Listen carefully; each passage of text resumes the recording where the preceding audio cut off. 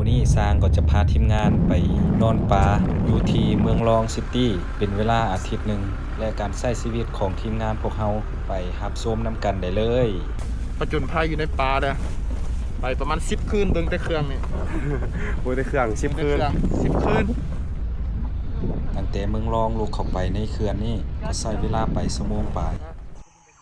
ขึ้นรถฟ้านำรองหนึ่งหมายปลายทางลงทางนี้เนาะลงไปนี้ลงไปอีกประมาณ 2-3 ลักเดี๋ยวจะไปฮอดจุดหมายของมึนเมา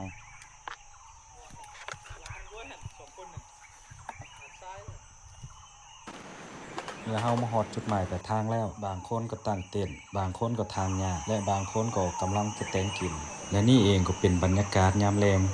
ถึงว่าจะมีแดดแต่ว่าจุดพวกเฮาอยู่นี่มันจะหนาวเย็นหลายเพราะว่าเขตนี้ยังมีป่าธรรมชาติอุดมสมบูรณ์และมีปูปลาสัตว์ป่าธรรมชาติหลายชนิด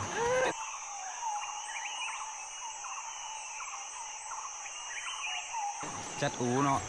ในเต็นท์แต่ละคนนั่น2อันนี้2เนาะนี่กำลังเตรียมอุปกรณ์ดังไฟ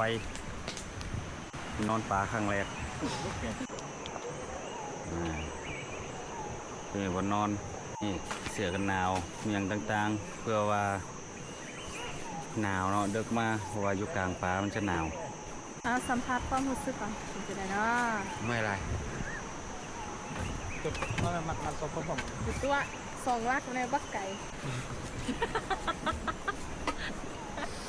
มาลินธรรมศาสตร์เนาะมานอนอาทิตย์หนึ่งสร้างวางเวียกมานี่นะมานอนอาทิตย์หนึ่งเบิ่งวิวธรรมศาสตร์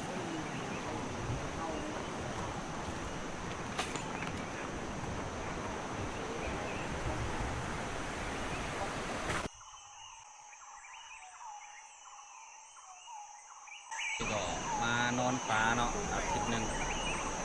ป่าธรรมศาสตร์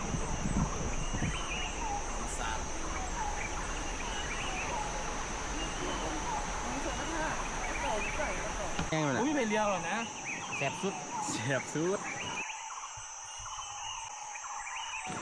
นัดของ ไม่หนึ่งดิตั้งจริงมากหรอเสียบเหรอ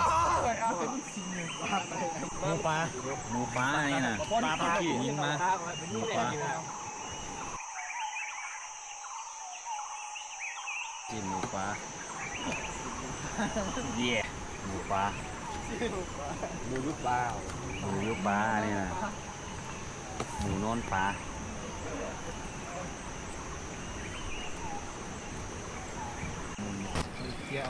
หัวลูกซีนเสียบซอยลูกซีน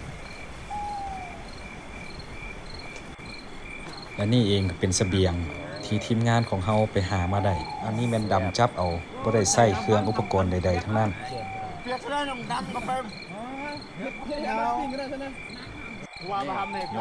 ยกเมนูสุดยอดข้าวจี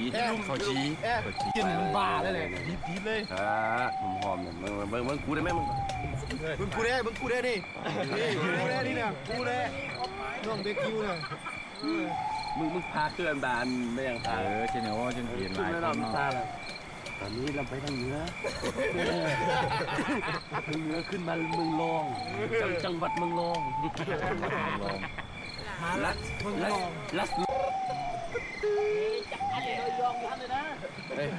หลังจากที่ทีมงานของเฮาแต่งกินแล้วเอาก็พากันกินข้าวข้าวนี่จะใส่ใบตองโดยธรรมชาติเครื่องกินของพวกเฮาจะมีซีนหมูปลาซีนฟานและฮอดเดึกมาพวกเฮาก็นั่งผิงไฟโอ้ร่วมกันและปิ้งซีนหมูปลาแก้มเบียร์เบาๆและโอ้ร่วมกันตามภาษาหมูคูบ่ได้เห็นกันดน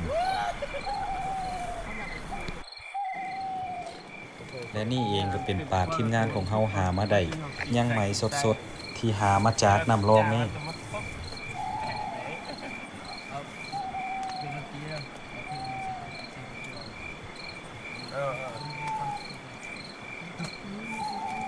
เอาไปจะกลัว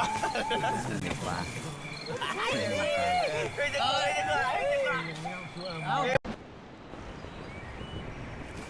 พอตื่นขึ้นมาอีกเทื่อนึงก็ฮอด8-9 โมงแล้วทำอิดว่าจิตื่นมาแต่เช้าแต่ว่าคืนนี้คงจะกินเบียร์หลายเกินไป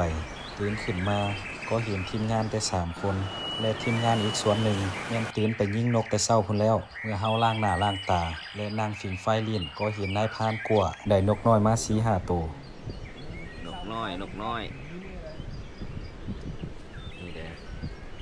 ในพานเบิ่งเจ้าเบิ่งในพานเวลามาใน มา พาน นำโจร ตัวนี้นี่เนาะในพานเวลามาอันนี้เป็นซีนหมูป่านี่นะนี่ปืนนี่แหละไปยิงน่ะ ปืนนี่แหละยิงได้ โอ้ความโหด ปืนยิงนกก็ได้ ยิงหมูป่ายิงตัวเสือก็ได้ ฟาดมันยิงมาหรอ เสือตัวฟ้านก็ยิงมาแล้ว อย่าเละดิอย่ามันหมุน เอาเนี้ยมันเลย หลังจากที่ได้เสบียงมาแล้วเฮาก็มาแต่งกินข้าวและทีมงานของเฮามานำกันทั้งหมด11 คน หลังจากที่กินข้าวแล้วเฮาก็มานั่งพักนั่งลิ้นตามภาษาคนป่าเพื่อให้ข้าวลงท้อง และแรงมา 3-4 โมงเฮาก็ได้เตรียมเครื่องสัมภาระต่างๆ เพื่อจะเดินทางออกจากป่าและทีมงานของพวกเฮาใช้เวลาอาศัยอยู่ป่านี่เป็นเวลาอาทิตย์ปลาย และนี่เองก็เป็นเส้นทางที่พวกเฮาเข้าไปป่า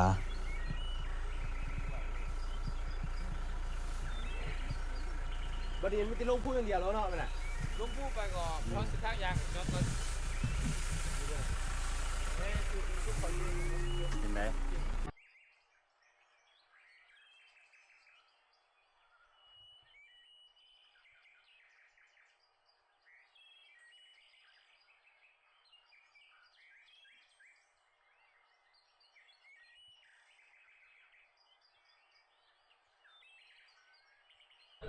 หมดแล้วเด้อมึงลองยี่ยี่ยี่ เร็วเร็ว โหลดแล้ว